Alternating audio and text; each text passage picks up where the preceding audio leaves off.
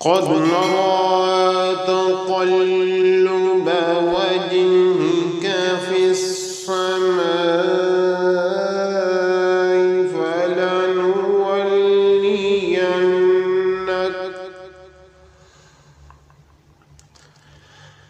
فلنولينك قبلة ترضاها فول وجهك شطر المسجد الحرام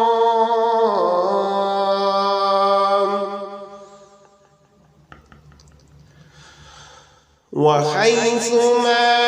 كنتم فولوا وجوهكم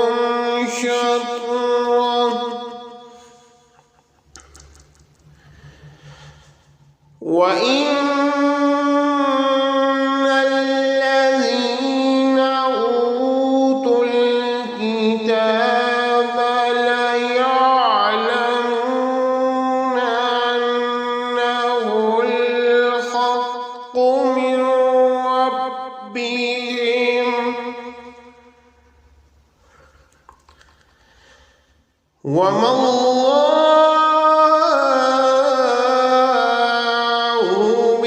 بغافل عما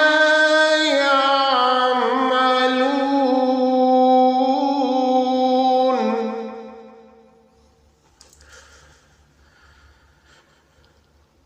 ولئن أطعت الذين أوتوا الكتاب بكل آية ما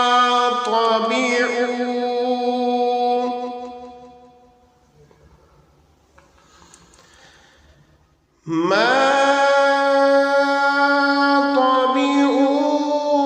قبلتك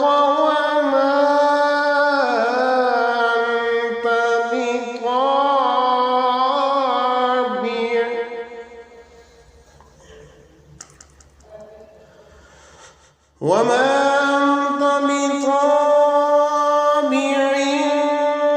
قبلتهم وما بعضهم بطابع قبلة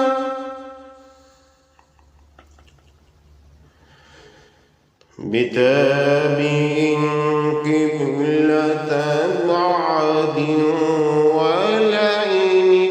اتبعت أهواءهم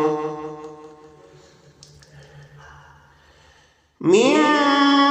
بعد ما جاءك من العلم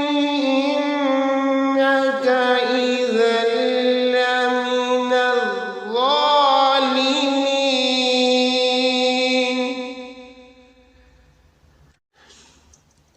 है हबीब, हम बार बार आपके रुख अनवर का आसमान की तरफ पलटना देख रहे हैं, सो हम ज़रूर बिल ज़रूर आपको उसी किबला की तरफ फेर देंगे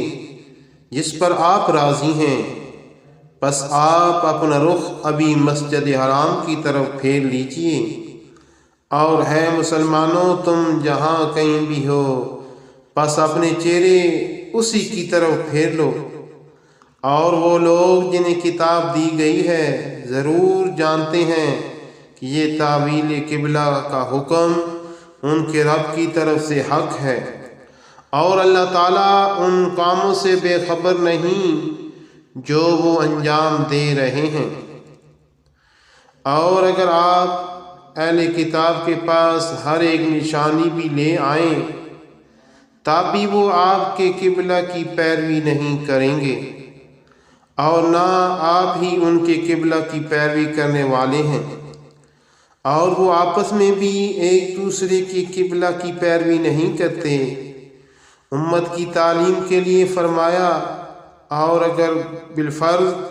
महाल आपने भी अपने पास इल्म आ जाने के बाद ان کی خواہشات کی پیروی کی